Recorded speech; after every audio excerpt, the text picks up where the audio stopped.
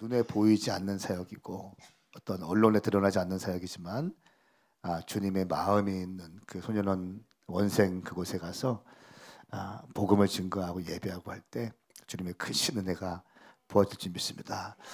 오늘 첫 시간에는 그 목포 샘토교회 최일홍 목사님께서 강사님으로 오십니다. 그리고 거기 장년들하고 청년들이 같이 또 특순하러 오시면서 간식도 싸우시고 이렇게 우리가 목포에 큰 사랑을 받은 그런 교회인데 그 교회 목사님이 오셔서 또 말씀을 증거해 주십니다. 그래서 오늘 또 같이 점심 식사도 하고 잘 모시고 섬기려고 하는데요.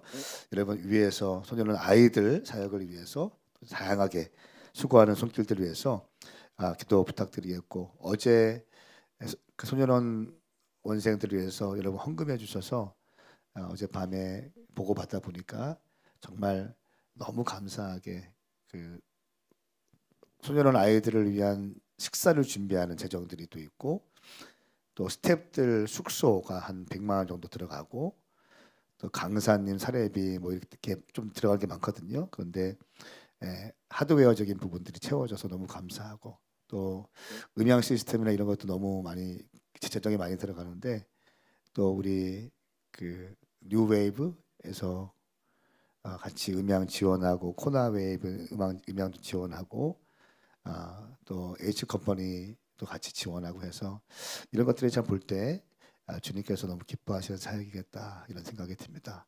이를 위해서 이 모양 저 모양으로 섬기신 여러분들께 감사드립니다. 다시 한번 우리 주님께 박수. 하나님 말씀 보겠습니다. 오늘 우리에게 주신 말씀은 고린도후서 4장 말씀입니다. 4장 7절부터 좀 보겠습니다. 4장 7절부터 18절까지 말씀을 보겠습니다. 고린도후서 이 말씀은 크게 두 단락으로 나눌 수 있습니다. 첫 번째 4장 1절부터 6절까지의 말씀은 새 언약의 사역에 대해서 말씀을 하고 있어요. 그러면서 이 새 언약의 사역이 뭐냐? 그러면 수건을 벗겨주는 사역이다. 수건을 벗겨줘야 우리에게 복음의 빛이 들어오기 때문에 많은 사람들이 수건에 가려져서 복음의 빛을 받지 못하고 있는데 수건의 빛을 벗겨서 빛을 보게 해주는 사역이다.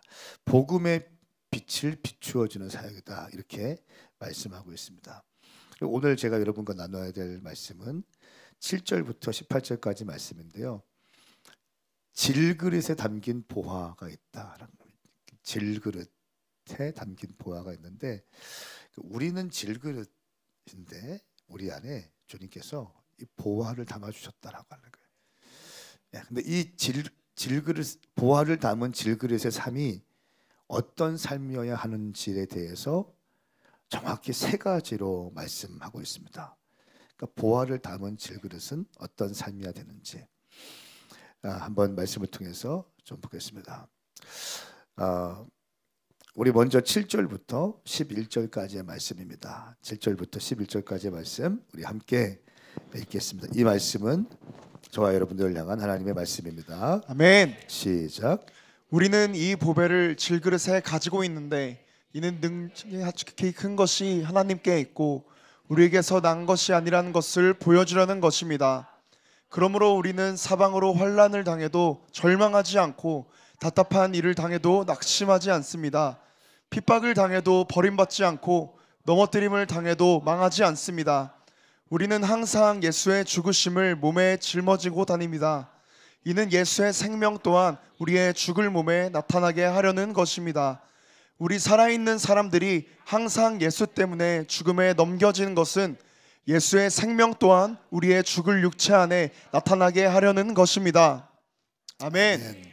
자, 보화를 담고 있는 질그릇의 삶은 어떤 삶이어야 하는가? 첫 번째는 예수 그리스도를 위한 삶이다라고 하는 것입니다. 그 질그릇인 우리가 보화를 가지고 있어서 사방으로 환난을 당해도 절망하지 않고 답답한 일을 당해도 낙심하지 않는다고 성경은 말씀하고 있습니다. 답답한 일을 당하는데 낙심하지 않아요. 핍박을 당해서 어려운 일이 있는데 또 넘어뜨림을 당해도 결국은 망하지 않는다라고 말씀합니다. 왜냐하면 우리는 항상 예수의 죽으심을 몸에 짊어지고 다니기 때문이다 말씀하고 있습니다. 예수의 죽으심이 우리 몸에 짊어지고 다닌다. 이는 예수의 생명 또한 우리의 죽음을 몸에 나타나게 하시려는 것이다.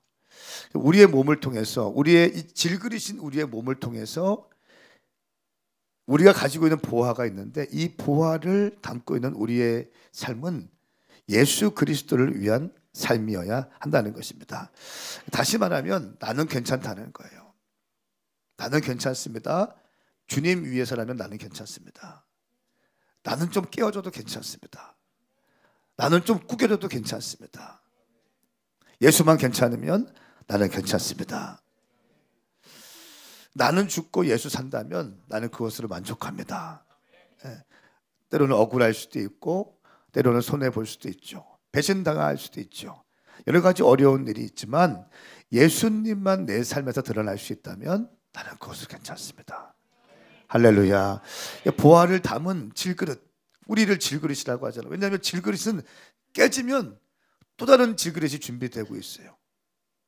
이 보화만 우리가 잘 유지하면 되는 거예요. 여러분, 질그릇은 얼마든지 깰 수 있습니다. 얼마든지 만들어낼 수 있습니다. 얼마든지 부서질 수도 있는 거예요. 이 보화만 잘 가지면 되는 거예요. 우리가 질그릇인데 질그릇은 금방 깨지고 영원하지 않는 거잖아요. 질그릇이 영원합니까? 영원하지 않다는 거예요. 우리의 삶은 보화, 예수를 향한 삶이라는 것입니다. 나는 죽고 예수 살면 된다는 것입니다. 이것이 사도 바울이 갖고 있던 비전이고 사역론이고 세계관이고 목회관이었습니다. 여러분, 우리가 2024년도에 살아갈 때 이 정신이, 이 믿음이 있기를 예수님의 이름으로 축복합니다. 예수님을 위한 삶이다. 나는 질그릇이다. 나는 주인공이 아니라는 거예요. 나는 주인공이 아니라는 거예요. 우리 사역을 통해서 우리가 좀 안 드러나도 괜찮아요. 예수님만 드러나면 되는 거예요. 예수의 이름만 드러나면 되는 거예요. 우리가 소년원 캠프 할 때 제가 참 설레이는 마음이 있어요. 지금 소년원 캠프를 하는데, 왜냐하면 제가 한 20년 정도 전부터, 한 22년 전부터 28살인가 그때부터 소년원 사역을 시작했거든요.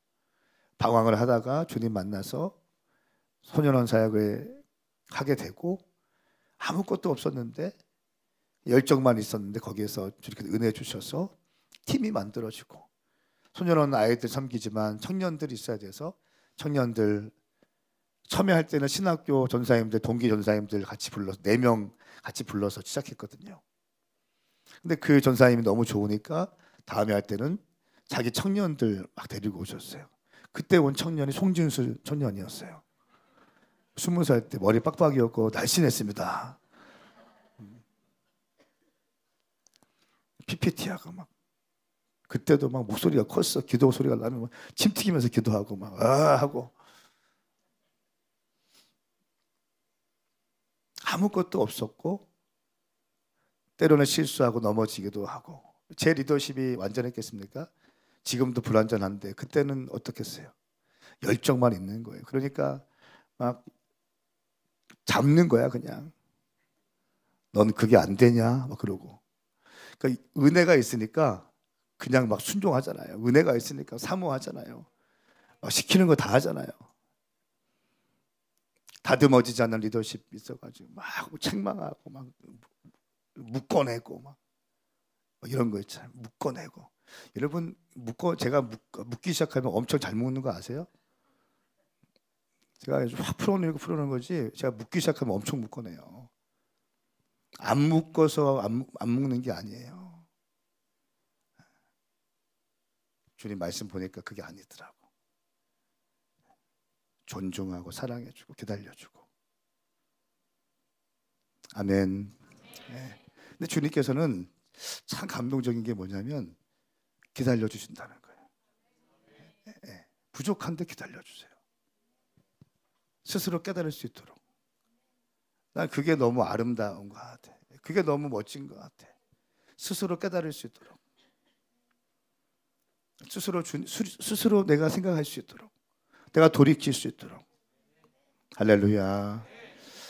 이번 오늘부터 시작하는 소년원 사역을 위해서 여러분 기도해 주시기 바랍니다. 우리 김여태 전사님이 막 이렇게 열심히 해요. 어제 다 끝나고 또 엄청 혼나고 갔어요. 뭐가 좀 이렇게 안 돼서 이렇게 디테일하게 또 잡아줘야 되고, 뒤에서 사역하는 각을 잡아줘야 되고, 또 이런 게 있잖아요. 앞에서 확 세워서 무대에서 막 종횡무진하게 하지만 백스테이지에서는 멘토링이 정확해야 되고, 열심히 기도하고 금식도 하면서 막 뚫어낼 텐데, 여러분 기도해 주시고, 우리 교회는요, 사실은 그 유성 오메가 교회 여러분들, 또 전주 오메가 교회 식구들, 또 서울 오메가 교회 식구들 이렇게 있잖아요. 근데 여기만 있는 게 아니라 자을레에 133명이 있잖아요. 레바논, 또 레바니즈 청년들이 있고, 인도에도 있고, 뭐 이쪽 있잖아요. 그런데 소년원에도 있어요. 매주 토요일마다 소년원에 들어가서 저희가 예배를 해요. 할렐루야. 그러니까 우리가 하는 사역들이 진짜 주님이 기뻐하시는 사역만 골라서 하고 있는 거예요.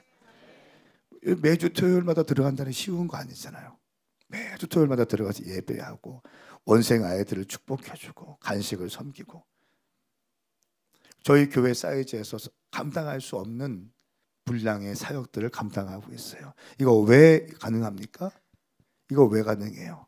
이것이 예수를 위한 사역이라고 우리는 믿고 있습니다. 우리 가서 뭐 할 거예요? 예수님 증거할 거예요. 제가 청년 황성원 전도사 때 외쳤던 게 뭔지 아세요?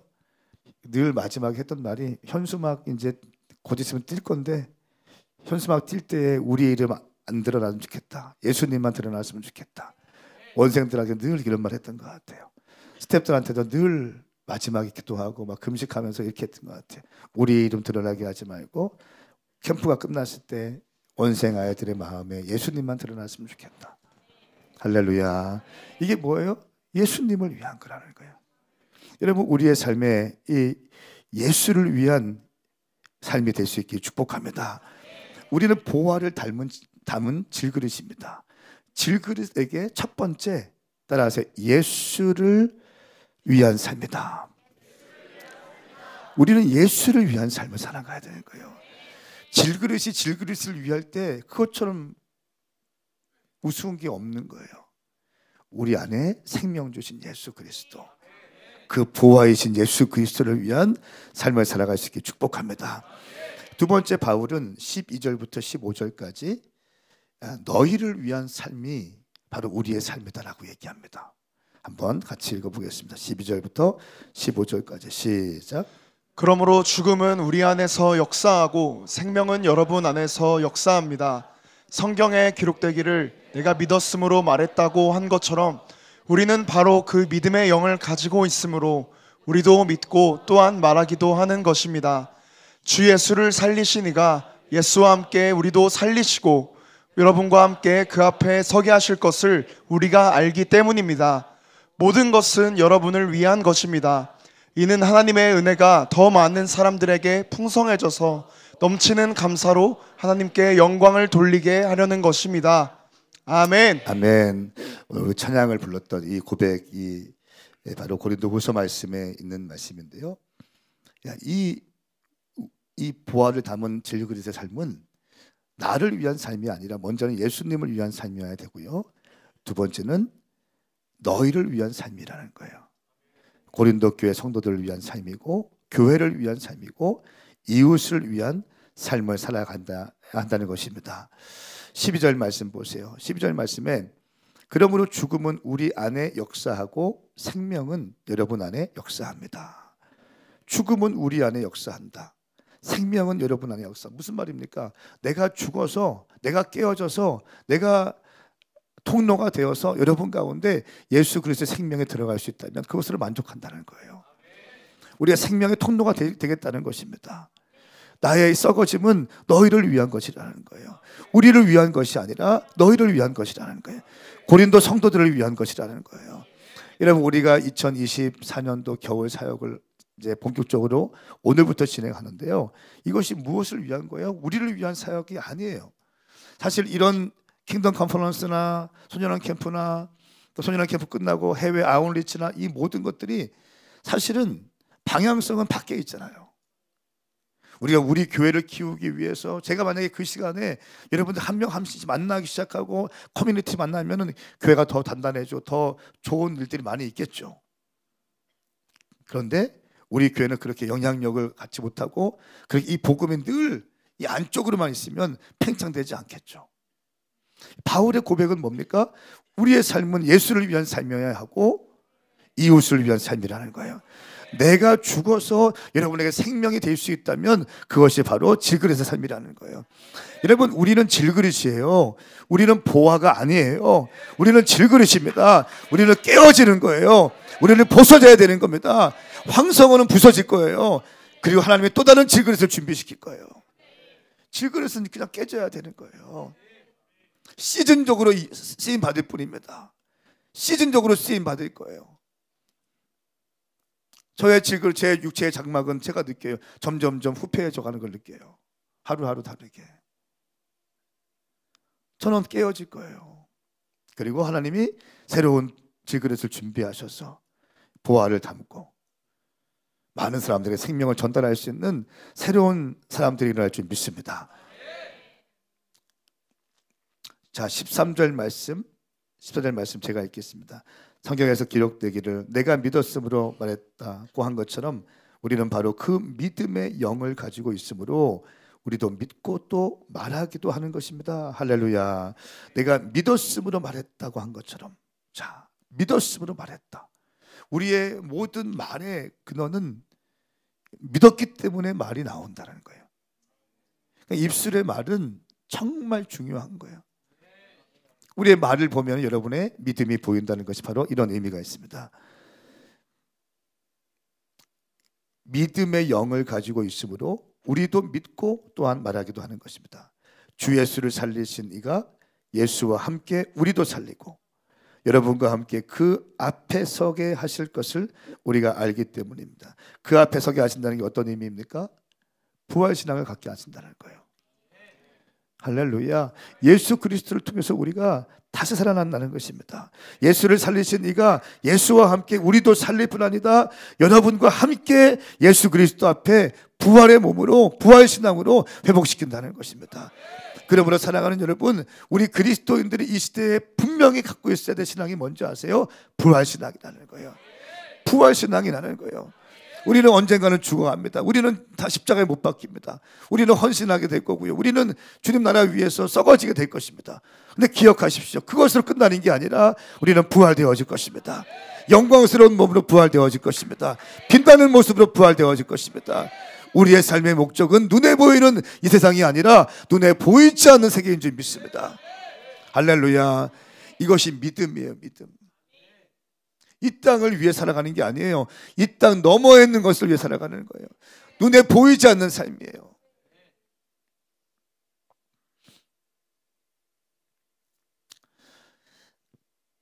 자, 16절부터 18절까지 말씀. 자, 제가 15절 말씀 읽겠습니다. 모든 것은 여러분들을 위한 것입니다. 이는 하나님의 은혜가 더 많은 사람들에게 풍성해져서 넘치는 감사로 하나님께 영광을 돌리려는 것입니다. 모든 것은 여러분들을 위한 것입니다. 이것이 바울의 진정성 있는 고백이었어요. 먼저는 예수 그리스도를 위한 삶, 두 번째는 이웃을 위한 삶. 자, 16절부터 18절까지 말씀 함께 읽겠습니다. 시작. 그러므로 우리는 낙심하지 않습니다. 우리의 겉사람은 쇠할지라도 우리의 속사람은 날마다 새로워지고 있습니다. 우리가 잠시 당하는 가벼운 고난은 그것 모두를 능가하고도 남을 영원한 영광을 우리에게 이루어줄 것입니다. 우리가 주목하는 것은 보이는 것들이 아니라 보이지 않는 것들입니다. 보이는 것들은 잠깐이나 보이지 않는 것들은 영원하기 때문입니다. 아멘. 아멘. 여러분, 이 말씀 보십시오. 겉사람은 쇠할지라도 우리의 속사람은 날마다 새로워지고 있습니다. 그러므로 우리는 낙심하지 않습니다. 신앙생활하다가 낙심될 일이 왜 없습니까? 여러분 보세요. 하나님의 사역을 할 때 낙심되는 일이 없습니까? 어떻게 생각하세요? 네? 낙심되는 일이 없어요? 나는 많던데. 거의 매주 낙심되는 것 같아.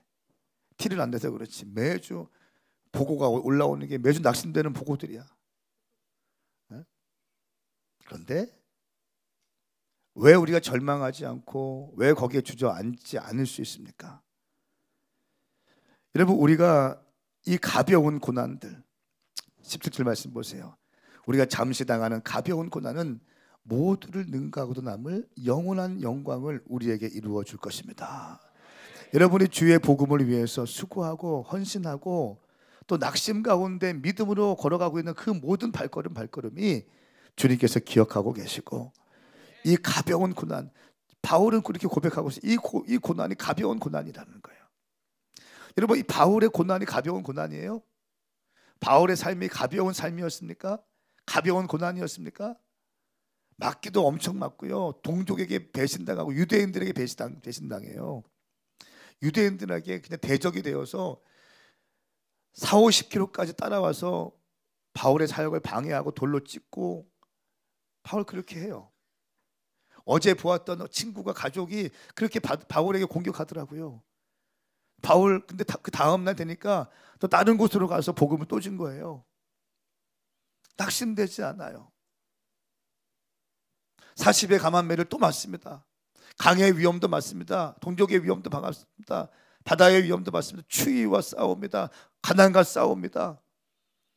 여러분, 그 위대한 바울의 사도가 학문적으로 신학적으로 당대 최고의 지성인이었던 바울이 예수 때문에 이 모든 것을 배설물로 여기고 당하는 그 고난이 가벼운 고난이었습니까? 그렇지 않아요. 근데 바울은 이렇게 고백하는 거예요. 우리가 잠시 당하는 가벼운 고난은, 그건 모두를 능가하고도 남을 영원한 영광을 우리에게 이루어 줄 것입니다. 할렐루야. 여러분이 하나님 나라 위해서 수고하고 교회 사역을 하면서 수고하고 애쓰는 이 모든 소년원 사역을 하고 킹덤 컨퍼런스를 하고 아울리치를 하고 복음 전도를 하고 교회 개척을 하면서 치고 나가면서 그냥 편안하게 신앙생활하면 얼마나 좋겠어요. 얼마나 좋겠어요. 편안하게 신앙생활하면 아무런 부대낌도 없고. 그런데 우리가 느껴지는 이 고난들, 이 고난은 가벼운 고난이고 잠시 당하는 고난이라고 바울은 말씀하고 있어요. 이 모든 것을 능가하고 남을 영원한 영광을 우리에게 주실 것이다 말씀합니다. 저는 선포합니다. 2024년도에 여러분 삶 가운데 있는, 환경 가운데 있는 모든 고난들이 가벼운 고난 되기를 선포합니다. 가벼운 고난이 될지어다. 가벼운 고난으로 일어날지어다. 그리고 영원한 영광을 주님께 올려드리는 여러분 될 수 있기를 예수님의 이름으로 축복합니다. 16절부터 18절까지의 말씀은 영혼을 위한 삶이다 라고 하는 거예요. 첫 번째는 예수를 위한 삶이고, 두 번째는 이웃을 위한 삶이고, 세 번째는 영혼을 위한 삶이다. 그리고 18절 말씀 우리 함께 읽고 기도하겠습니다. 시작. 우리가 주목하는 것은 보이는 것들이 아니라 보이지 않는 것들입니다. 보이는 것들은 잠깐이나 보이지 않는 것들은 영원하기 때문입니다. 아멘. 보이는 것은 잠깐이지만 보이지 않는 것은 영원하다. 여러분, 이 땅에서 얼마나 살아가시겠습니까? 얼마나 사시겠어요? 살면. 제가 올해 50이더라고요. 보니까 나이도 어떻게 먹는지 모르고 왔어요. 근데 앞자리가 바뀌니까 박정원 집사님 앞자리가 바뀌니까 기분이 이상하더라고요. 네. 앞자리가 바뀌니까 기분이 이상해요. 근데 어떻게 하다 보니까 50이 됐어요. 여러분, 그런데 우리가 눈을 보고 있는 이 땅은요 잠시일 것입니다. 보이지 않는 건 영원한 거예요.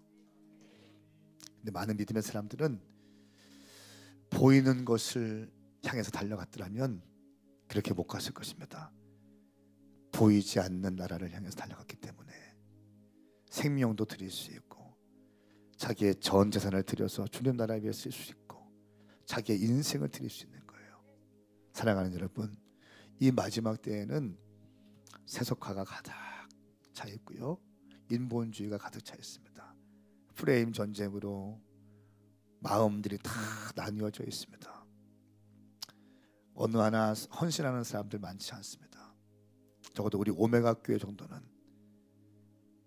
남들이 뭐라고 하든 주님 나라 위하여 보이는 곳에 목을 매는 것이 아니라 보이지 않는 영원한 가치에 목을 매며 주님 나라 위에 달려가야 되는 것, 그것이 우리 교회에 주신 부르심이라고 믿습니다. 할렐루야. 어제 시모식을 할 때 참 큰 감동이 있었어요. 새로운 전사님이 세워지고 새로운 인턴이 세워지고 마리아들이 세워지고 새로운 리더들이 세워지고 청년 멘토들이 세워지고 하나님의 사람들이 막 세워질 때 주님께서 너무 기뻐하시고 기대하고 계시고, 할렐루야. 눈에 보이는 것이 아니라 보이지 않는 영혼의 때를 위하여, 영혼의 때를 위하여 헌신하고 충성할 수 있기를 예수님의 이름으로 축복합니다. 이것이 믿음의 삶이라는 거예요. 이것이 믿음이에요. 2024년도에 믿음으로 살아가는 거예요. 여러분 인생에 고난이 올 거예요. 고난이 안 온다는 거짓말입니다. 그런데 고난을 뛰어넘을 수 있는 믿음을 주실 거예요. 아픔이 없다는 거 거짓말이에요. 아픔을 뛰어넘는 믿음을 주실 거예요. 상처받지 않는 것도 거짓말이에요. 어떻게 주님 나라 위에 달려가는데 상처받지 않으시나요? 어떻게 내가 내 영혼에 스크래치 나지 않고 어떻게 하나님의 사역을 감당할 수 있나요? 나는 그런 사람들 본 적이 없어요. 앞에서는 웃고 있지만 가슴을 까보면 여기 다 상처 나 있고 다 막 엉망진창이 되어 있죠. 또 덮고 주님 앞에 향하고, 때로는 주님 앞에서 단독자로 서서 눈물 흘릴 때도 있는 거고, 사람들에게 할 수 없는 말들 주님 앞에서 눈물 흘리면서 가는 거고, 앞에 설 때에는 또 기쁨과 감사로 서는 거고, 뒤에 내 가족들 앞에서는 또 할렐루야 하면서 아무것도 없는 그냥 격려해 주기 바쁘고, 나도 목양을 받아야 되는데 목양해 주기 바쁘고, 그게 주님의 사역이에요. 그런 여러분들의 모습을 주님께서 기뻐하시고 다 기억하시고 2024년도에는 여러분의 모든 환경과 상황을 뛰어넘을 수 있는 큰 믿음을 여러분에게 주실 줄 믿습니다. 함께 일어나시겠습니다.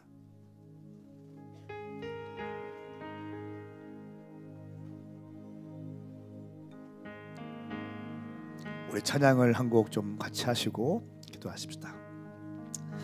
우리 오늘부터 시작되어지는 소년원 캠프 동역자들을 기억하시고 축복하시고, 그들을 우리가 파송한 겁니다. 선교지로 파송한 거예요. 지금 소년원 사역을 위해서. 소년원 원생들은 우리에게 맡겨주신 영혼입니다. 그 영혼들 이번 캠프 때 반드시 예수 믿게 하여 주시고, 깨어진 가정들이 참 많습니다. 제가 지금도 기억나요. 그 아주 험악한, 처음에는 험악했던 것이기 때문에 딱 잡아놓지 않으면 이게 뭐 통제가 안 되고, 그러면 통제가 안 되면 복음에 들어가지도 않고 질서가 잡히지 않아요. 그래서 아주 제가 강하게 첫 시간부터 힘을 줘서 분위기를 잡아냅니다. 제 말은 절대 순종해요, 애들이, 소년 애들이. 근데 제가 어떤 아이한테 아버지에 대한 얘기를 딱 꺼냈어. 근데 갑자기 얘가 정색을 하더니 이렇게 얘기하는 거예요. 전사님, 아버지 그 새끼 얘기는 하지 마세요. 이런 얘기를 하더라고요. 아버지 그 새끼래. 아버지에 대한 상처가 막 이만큼 있는 거예요. 툭 건드리면 이게 막 터져 나오기 시작하는 거예요. 가정에 대한 상처, 부모에 대한 상처, 이런 게 막 엉망이 되어서. 또 한 아이는 제가 언젠가 말씀드렸는데 이 팔뚝부터 손목까지 칼집이 나 있어. 칼집이 이렇게 나 있어요. 야, 너 이거 뭐야 물어보니까 아버지가 술만 먹으면, 어머니는 돌아가시고 아버지가 트럭 운전하시는 분인데 술만 먹고 집에 들어오면 자기 할머니랑 살았대요. 할머니를 그렇게 때리더래. 자기 엄마를, 자기 아버지가 돈 달라고 하면서. 자기는 어릴 때 무서워서 주방에 들어가서 그때마다 칼 걷대. 그런 아이들 섬기러 가는 거예요. 그런 아이들에게 복음이 들어가면 다 회복되고 치유될 것이고, 그런 아이들에게 뭐가 중요합니까? 복음이 중요한 거예요. 네? 복음이 들어가면 회복될 수 있는 거예요. 저는 우리 교회가 우리에게 맡겨주신 영혼이라고 믿어요. 우리 교회 사이즈가 엄청 커. 그래서 수많은 사역을 감당하니까 저는 우리 진짜 기도할 때, 찬양하고 기도할 때 우리 소년원 아이들 축복하면서, 여러분들이 만나지는 못했죠. 근데 축복하면서 우리 파송한 스태프들 가운데 또 리더인 전사님 가운데 기름 부어달라고 축복하면서 찬양하면서 저렇게 나갑시다.